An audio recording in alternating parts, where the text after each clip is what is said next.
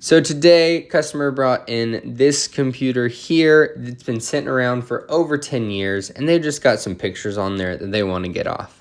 Now, I know this happens to a lot of people. We've got our old computers with hard drives. We don't know if they work anymore, but we want the pictures off. And so what we're going to do here is we're going to take the back apart, and then we're going to grab that hard drive out. See, 1, 2, snap of the fingers, and ta-da!